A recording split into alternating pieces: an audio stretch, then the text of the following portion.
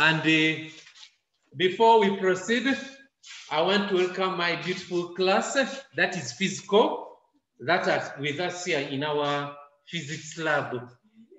And you're welcome, ladies. Also with you, we have our group also waiting. And as we proceed, let's have a preview of last week's lesson. And that preview or recap was about what we call the Anglo Zul Walls of 1879. As we have that review, before we move to our next topic, remember we are talking about the Anglo Zul War of 1879 in relation to the one we are going to look at, known as the Bambata Zul Rebellion also, but this time a bit different. Take note of the following. The Anglo Zul War was a war of the British against the entire kingdom of the Zulu. And at that time, the leader behind it was King S.3, who had just succeeded his father Mpande. The other force that we remembered was that on the side of the British was a man known as Sir Frehley Battle. However, with the Bambata Rebellion, this time we are looking at exactly a subtopic or a sub-zone of the Zulu. Who was Bambata? Bambata was a Zulu chief, just managing a chiefdom known as Zondi.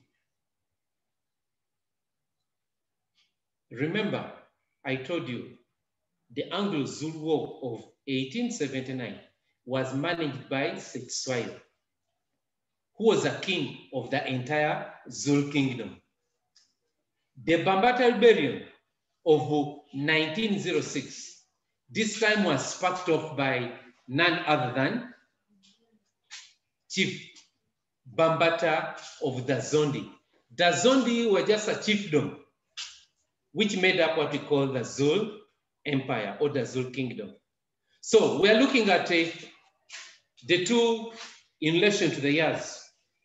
The other one was 1879. This one is 1906.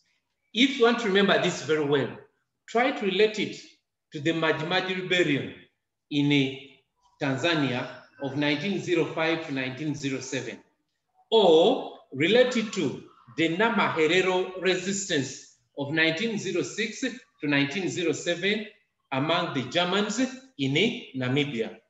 So, with that introduction, somebody might ask now, what sparked off the two resistances?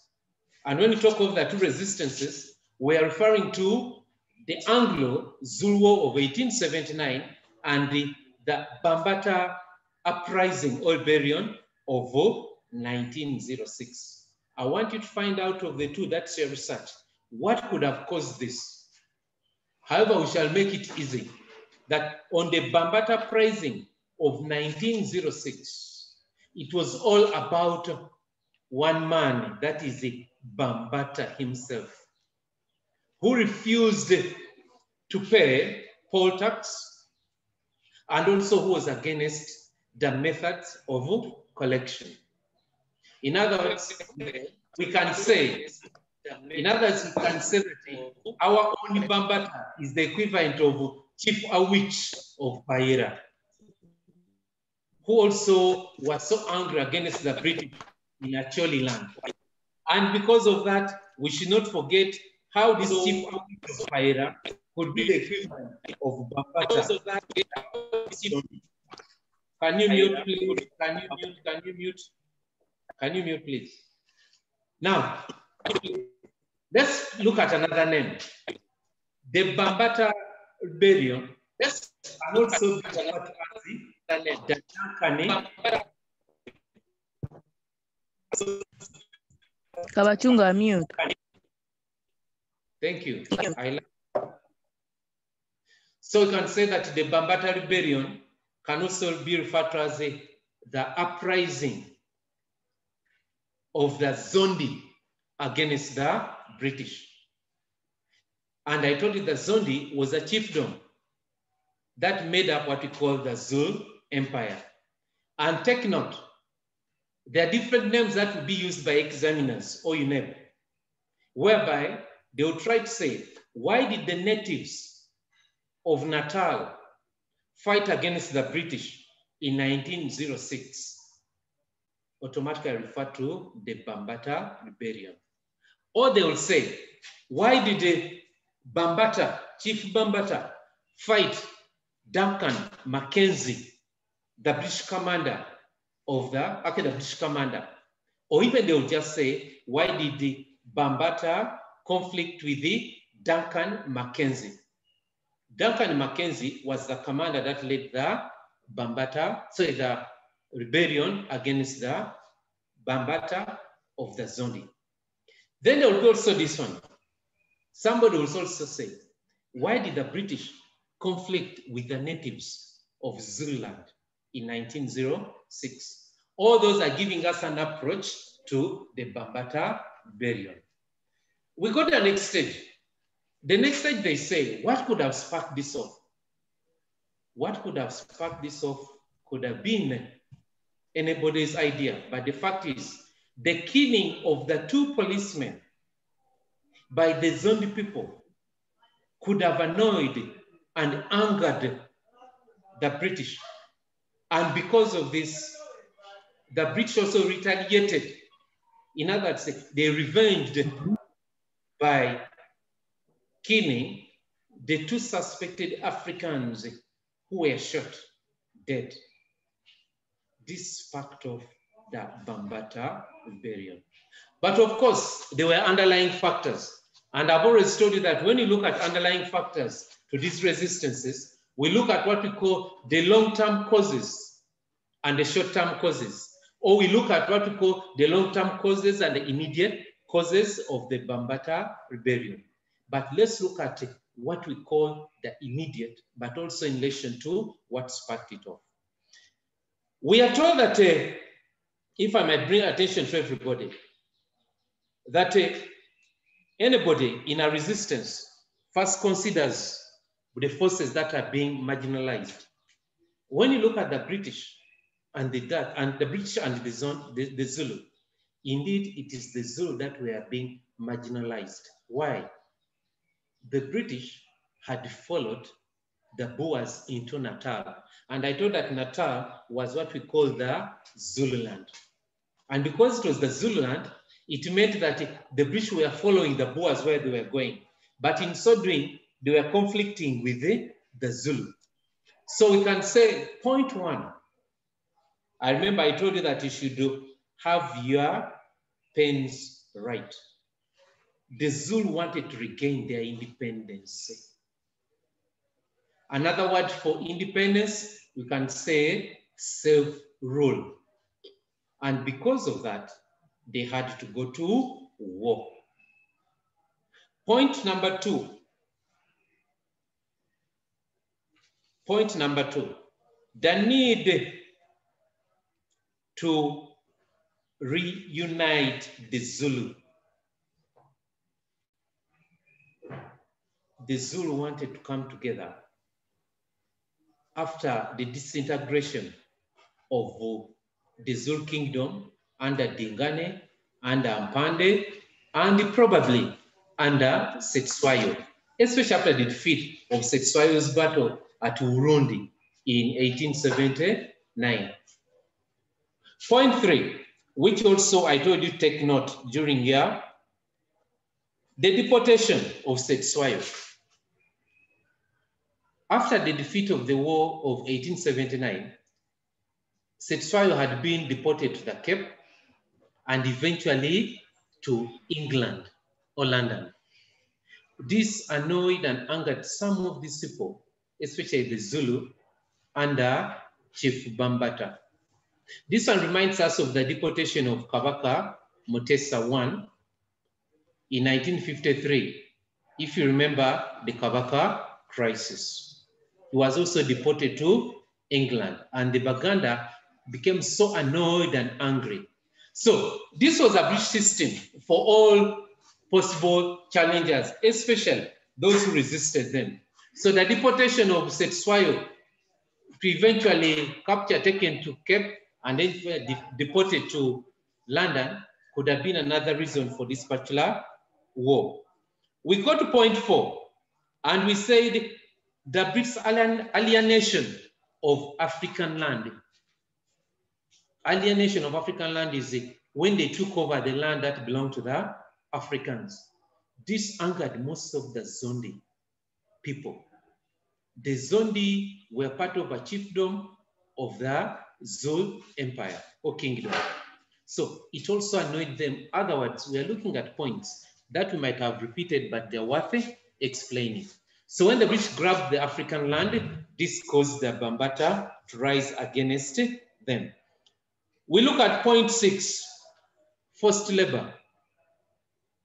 I shouldn't go into the details of forced labor, but the worst part of it was they were forced to work, paid low wages, or not even at all.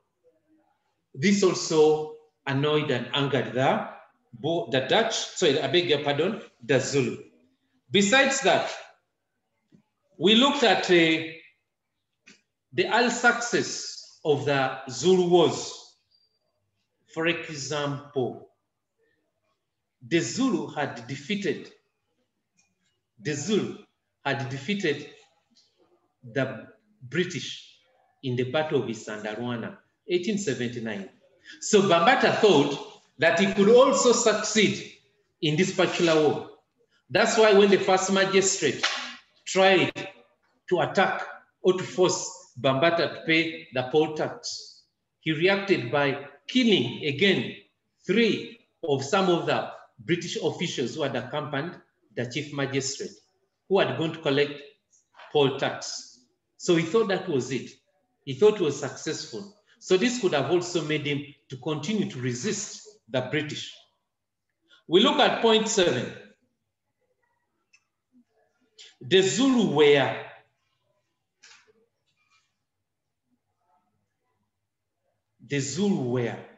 organized and coordinated, ready for the war.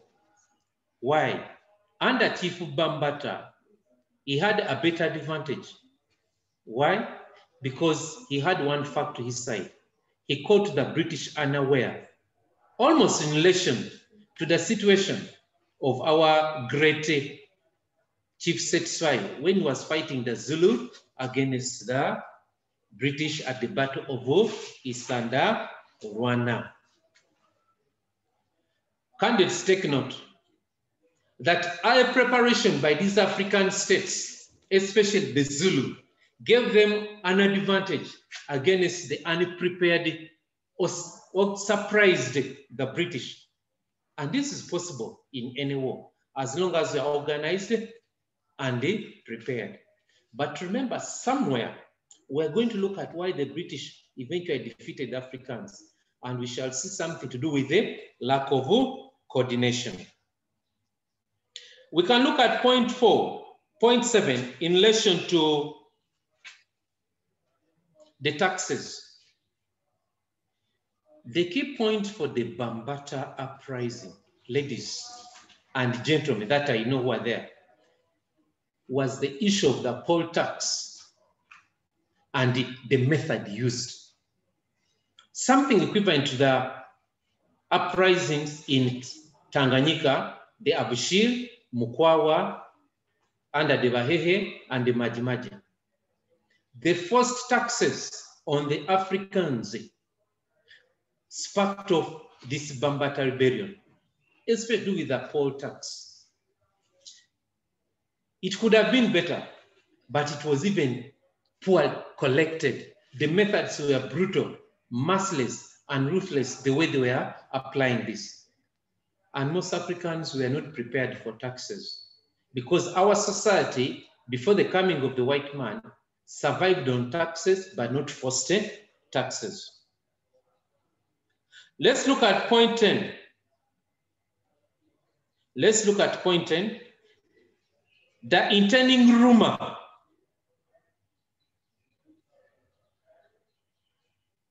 of the uprising, the British had been told that there was going to be an uprising.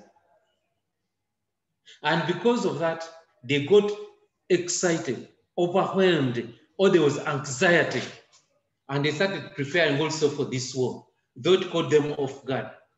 And indeed, that rumor was true.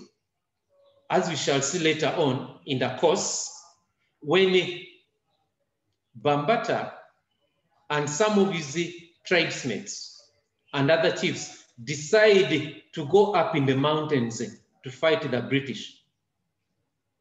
So that internal rumor could have caused a war. And I've given examples of countries where rumors have led to wars, either in the African states or in what we call the Arab countries. And I gave you examples, but don't quote me. That the war between America and Iraq, some of the factors were rumors. The war between America, when they attacked Libya, some of them were rumors to do with chemical weapons and biological weapons. So a rumor can start off a war. A rumor can start off a battle. We look at point 11. Dinizurus Order of 1905. What did Dinizurus do? Dinizurus requested all Africans, all the Zulu people, to resist and refuse in one or the other to submit to the white man. That could have been a catalyst in one or the other, which might have in one or the other engineered or accelerated the war. Dinizurus was the king of the Zulu after S.3.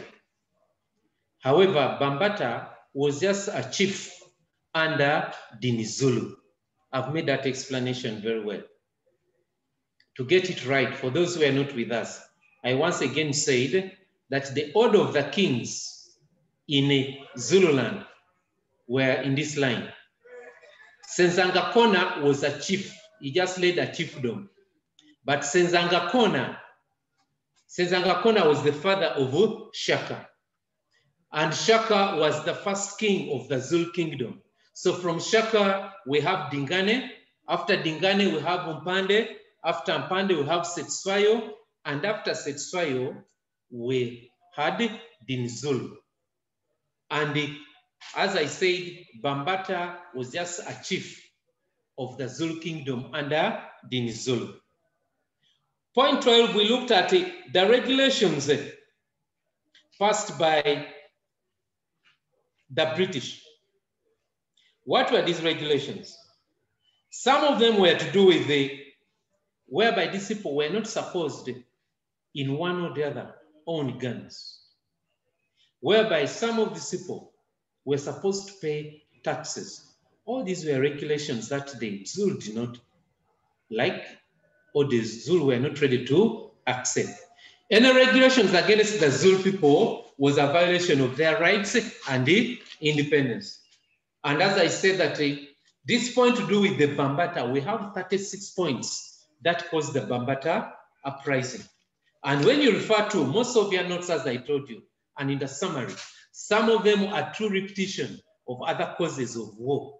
And I told you as candidates, learn to identify the common causes of wars, like the first point we looked at. They wanted to regain their independence.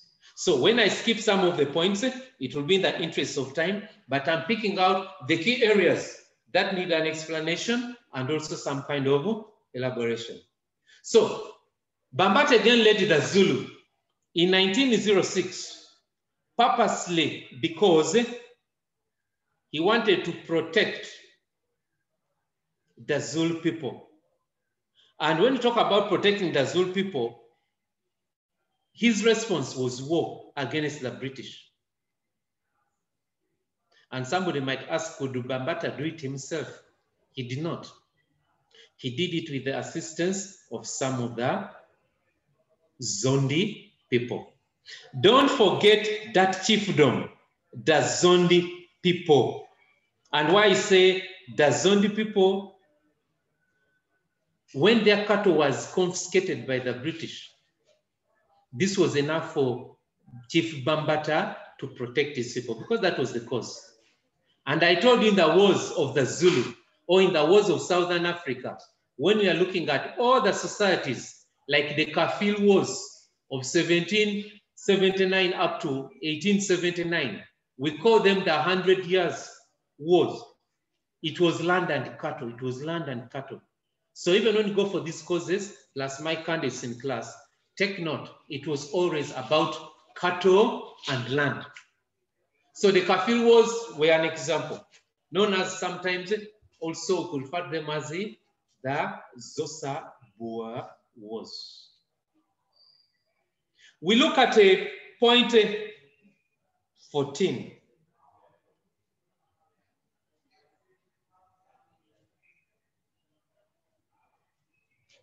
Before I go to point 14, I think I've already dwelt half of the points. Can I first give some interaction of 10 minutes in relation to the points I've raised, dear candidates, before I go to the next batch of our causes? Ladies, you're welcome, and gentlemen, ladies that side. Any question, please, so far on our approach? What is the poll tax? Poll tax. Thank you, that's a good question. What is a poll tax, and what's a graduate tax, and what is a hat and a gun tax? Members on the forum and also my class here, what's a poll tax? I love that question.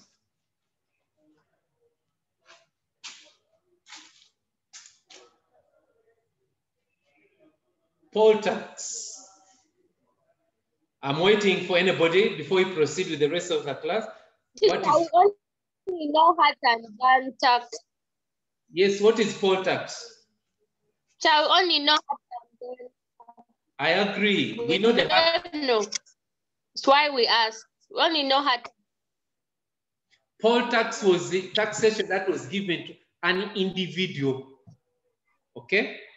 An individual, as long as you're above 18, you're supposed to pay poll tax.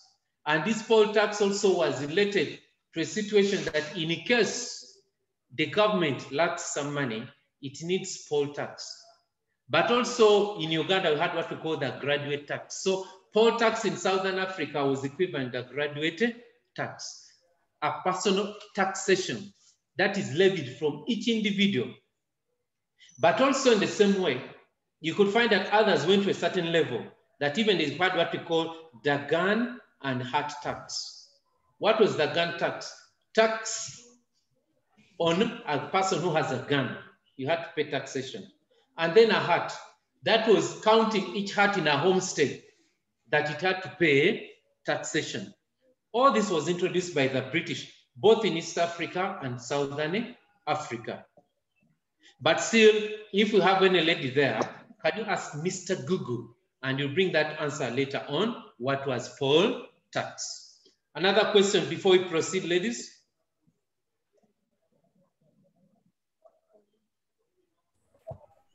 Since we don't have any question coming on, we can... Your hands are up. Excuse me. Your hands are up.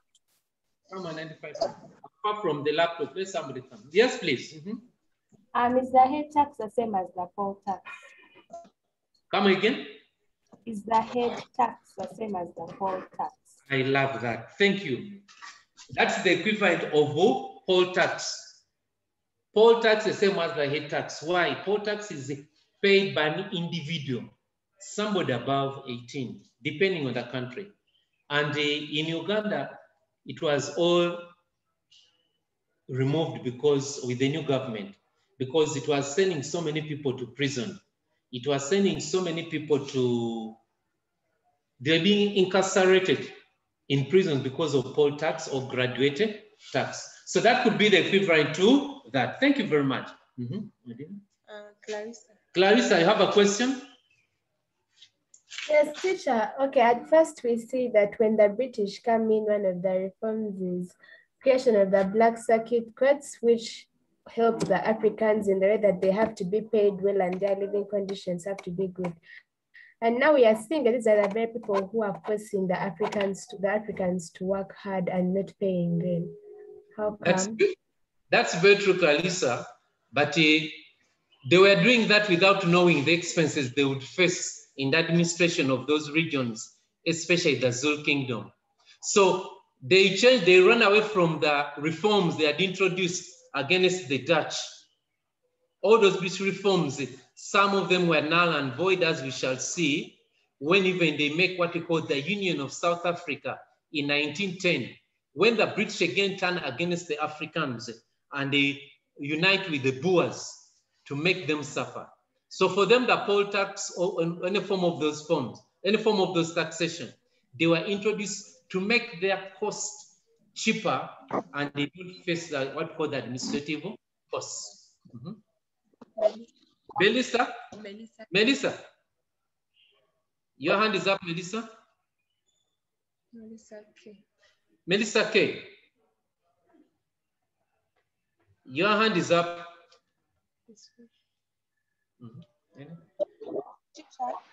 Yes, Melissa K.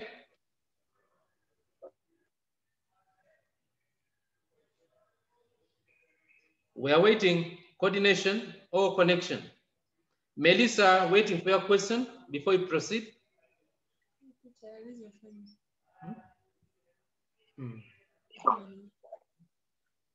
Okay, since Melissa is not coming on, let's continue with the part of our work. And I told you that this question has 36 points on the causes of the Zondi. So of the Zondi rebellion. So we have just looked at only 15. So let's look at the 15th point in relation to that. We are told that another reason for this resistance was the British had been exhausted and the Bambata took advantage of this resistance. You remember the British in one or the other had been involved in the Battle of Isandarwana in 1879 and also in the Second Battle of Burundi in 1879 where they eventually defeated the Africans or the Zulu. However, in that time space or lag of how many years, as much as it was 1906, they say the Zulu took advantage of that exhaustion and also fatigue and rebelled against the British. I told you ladies that some of these factors about the causes, some are immediate, others are long-term causes. And then let's look at the issue of natural calamities. Natural calamities, one or the other, also might have forced the Zulu to go to war, drought, famine. And I told you that a society that is hungry is always angry. Natural calamities like drought and famine could have forced the Zulu to starve. And because of that, they decided to go to war by looting or stealing part of the British food or cattle or anything. A society where there is no food, sometimes it goes to war, but we shall not have examples within our Uganda. Let's look at the British increased number in the area. There was an increased number of the British in Natal. Zululand was in Natal. Natal were some of the areas where some of the minerals had been discovered. But it was also some of the areas that we can say that attracted so many British. This scared and worried the Zulu. So the Zulu decided to attack or to fight the British so that they could reduce on their further penetration in the interior. Then let's look at the Zulu poor economy. They might have been dissatisfied with their poor economy and they wanted changes. That's why somewhere again, we are going to look at some of the Zulu who decided to migrate and go and work in mines. Why? They were poor. The economy was poor. And a society that is poor and sees British who are coming in to exploit them could also might have forced the Zulu to go to war. And take note, a poor society is always at war. I don't have to quote so many, but personally, I believe that one reason for why there's war in Somalia could be the economy is poor, there's poverty, and it might take some years. But I'm giving just an example that poor economy can be so. We look at point 9. Sorry for that example, but I'm giving one. The British were referred to as the Mulungus. They are referred to as the white devils or the sea devils. And this could have scared the Africans. That just looking at the Mulungus, the sea devils, the evils, all that could have been a problem. And I remember we raised this point also when we are looking at the Anglo Zul Walls. We looked at this point when we are looking at the Zosa Wars. So this is a general question that I have to explain on. Then let's look at the brutality and the harshness of the British, especially when they're administering or managing the British. They were so harsh, or they are too harsh. They were brutal, especially in the method of collecting taxes. But that harshness, we can also look at when eventually they shot the 2 suspected killers of the British policemen. Probably they could have tried them, but not to kill them. So it's this brutality that also forced the Zulu people under King Bambata to go to war against the British. And indeed, we should know very well that this method could not be accepted by most of the Zulu. Then as we conclude, let's look at the British settlers who provided protection to some of the Africans in Natal, something equivalent to the point of our own, the two adulterous ladies who had crossed to the British during the Anglo Zul War. So even these had sought refuge among the British and they refused to be brought back. This could have been a long-term cause, but could not have been an immediate cause. But all these were provocations by the British against Bambata and the people of the Zondi. I told you we have 36 points on this point, and please, you cannot fail if you can remember at least 15. We're looking at our 24th point in relation to the revival of Zulu militarism. Remember, S.3 had done it, but also Bambata himself wanted to revive that militarism among the Zulu.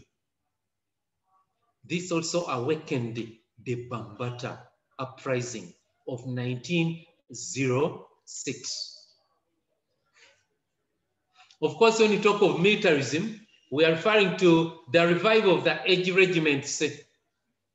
And I told you that these edge regiments were used by Shaka, were used by even his nephew, S.3, whereby these edge regiments contributed greatly to the downfall or to the defeat of the British. Of course, we cannot forget the British who were unfair in treating the Africans, especially against S.3 and Dinizurus, who was just made a mere chief or headman of Aka chiefdom. To the Africans, this was disrespecting the authority of that king. And this also did not go well. Ladies, we could look at other points, but some of them have been repeated in the other areas. But let me conclude with the last one. When Zulu was taken by the British, and then the other ones, it was the Zulu generally hated anything to do with the Africans. I've made the Bambata causes easy by skipping some few points because we talked about them especially when you're talking about sexual. But let me raise one other point. The role of African traditional religion among the Zondi. These people believed in African traditional religion. And because they believed in African traditional religion, they thought that the supernatural powers, the African witchcraft, could protect them against the whites. This was something almost similar to what we saw among the Maji, especially our own Kinjikitire Ngwale, who also inspired some Africans by smearing them with water. So African traditional religion could have contributed to some of these wars. Ladies and gentlemen, we conclude the causes, but I want you in your summary to see that you have 36 points related to the Zul War of 1906. Before we proceed to the next part of the course, I want us to get prepared for the course, because when you look at all these points that we have mentioned, unless somebody has a question to raise, it will be welcome purposely to elaborate and also at least give other candidates the benefit of doubt. Good afternoon, ladies. Timekeeper, what's the time?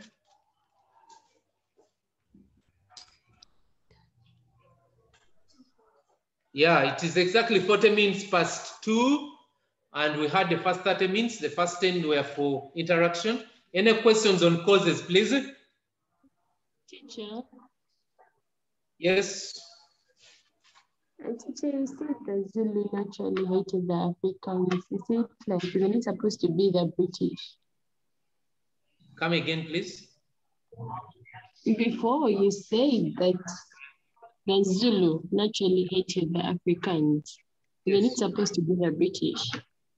Either way, even the Africans hated the British. How can you fall into a love relationship with somebody who has stolen your cattle and land, especially when he's a foreigner? So, Yeah, it's possible. somebody takes away your land, hatred. Somebody takes away your cattle, hatred. Somebody forces you to go and work, hatred. Somebody takes away your independence, hatred. Somebody in the other way around also probably disrespects your king. It is a hatred. Nakalimahana, I can see your hand. Nakalimahana. Teacher, I wanted to define poll tax. Come again? Poll tax, yes. Can we have that? Poll tax, also known as head tax or capitation, is a tax levied as a fixed sum on every liable individual or adult without reference to income or resources. I love that. Can you read? Can we have it again, please? Poll tax, also known as head tax or capitation, is a tax levied as a fixed sum on every liable individual or adult without reference to income or resources. Yes, I love that explanation. And since we're even recording our lesson, I think it will be a better explanation for the rest. Those who will be downloading this lesson. Tracy, I can see your hand. What was your question? Teacher, can you please elaborate on that point of Africa traditional stuff? African traditional religion. Yes, please. I was saying that African traditional religion could have also contributed to the Bambata Uprising. Why? Some of the Zondi, some of the Africans, some of the Zulu truly believed in an African traditional religion, especially to do with either witchcraft or inspiration from their old ancestors who gave them power to fight. And I told you that African traditional religion could have worked for most of the societies, especially those who were misled by those African traditional leaders. I have an example of the Zosa Boer Wars or the Kafil Wars. We had a man known as Malangeni, Malangeni might have inspired the Africans to fight the Boers so that they can protect themselves against the bullets. Also, for the Bambata, some of these Africans believe that probably if they smeared themselves with these herbs, probably if they were inspired by their ancestors, they would fight the British. And I told that we got examples of Kinjikitile Ngwale, of the Majimaji rebellion. Lapobo Docas? Docas, I can see your hand. Teacher. Teacher. Yes, teacher. Whether Zulu people also known as the Zondi people. Exactly, that's the point I explained. Now, can I have your attention, ladies? After Setswayo and even during Setswayo, almost the Zulu Empire had 12 chiefdoms. And of those 12 chiefdoms, as I've emphasized, that one of them was led by Bambata of the Zondi. So the Zondi were part of the Zulu, but a chiefdom referred to as the Zondi.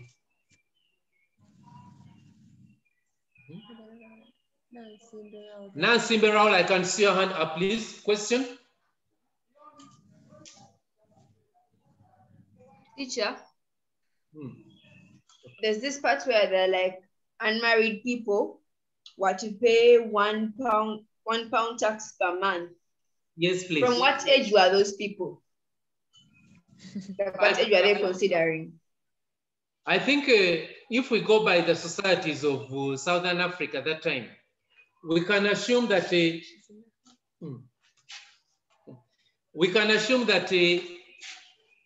it could have been, I think, below 16. Why?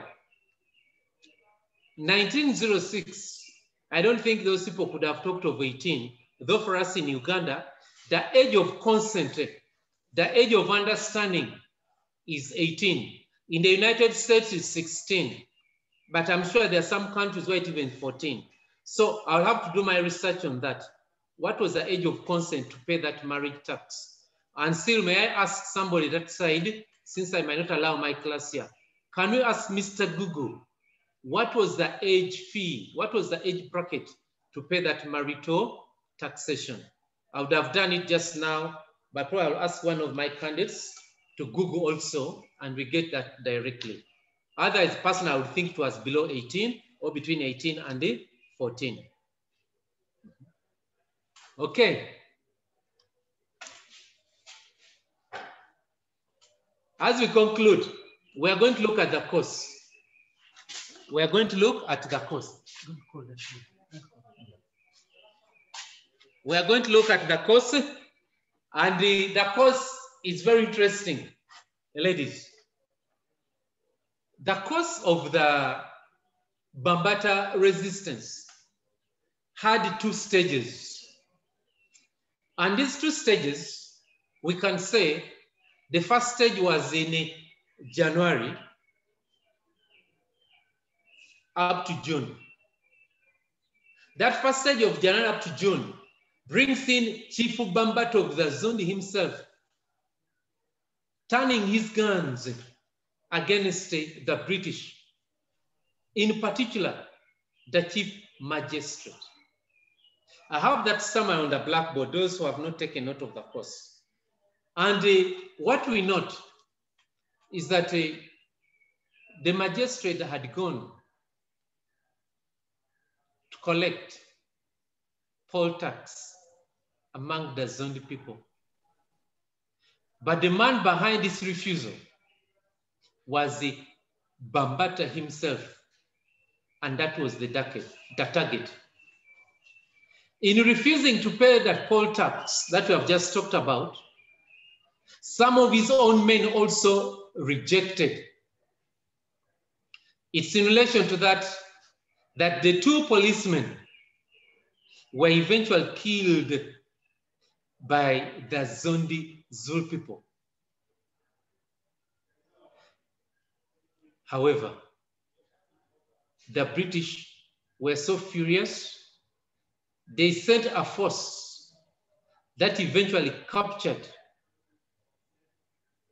the 2 suspects And this force was led by a British commander known as Duncan Mackenzie. Don't confuse Duncan Mackenzie with our own, that is Sir Freely Battle during the Anglo Zul Wars of 1879. So to get the whole story very straight, for the Anglo Zul War, it was Sexwayo and Sir Battle Freely. For the Bambata, it was Chief Bambata and Duncan Mackenzie. Unfortunately, the two suspects were tried. I don't even say they were tried, but they were tried under the martial law and executed, and this annoyed the Zondi people. So, ladies, when you look at the course, I told you cannot talk about the Bambata course without being so periodical or referring to the dates that we mentioned about that course. And I've given you the two versions. And as I said, I made it so easy to understand the stages. And these stages, we can say, it started in January 1906. And of course, I talked about the magistrate who was sent, and eventually 3 of his officials were killed.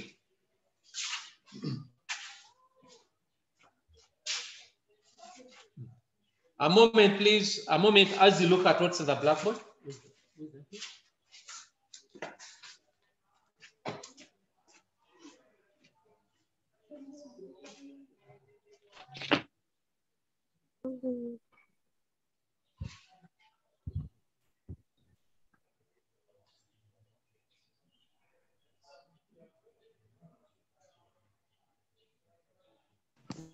Patience, new.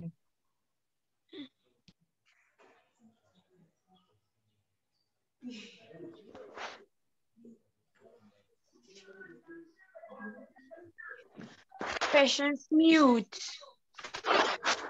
I'm back, ladies. Ladies, I'm back. There was just a slight favor. Okay.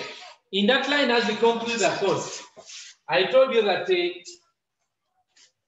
the whole issue was about the taxation, and that anger can be expressed in what took place.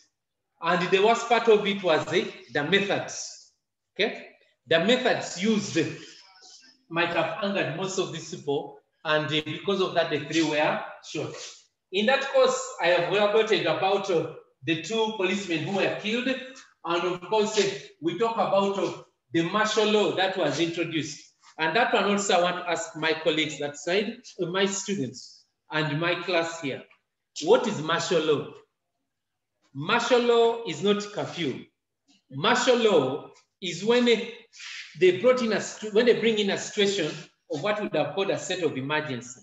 But in actual sense, martial law would mean that you can be tried under the army. You can be tried under the police as they try you. And why did they bring in the martial law? Because 3 soldiers or 3 policemen had been killed. 2 policemen had been killed. That's why they introduced the martial law. And we shall see what were the results. And because of that, take note of the dates.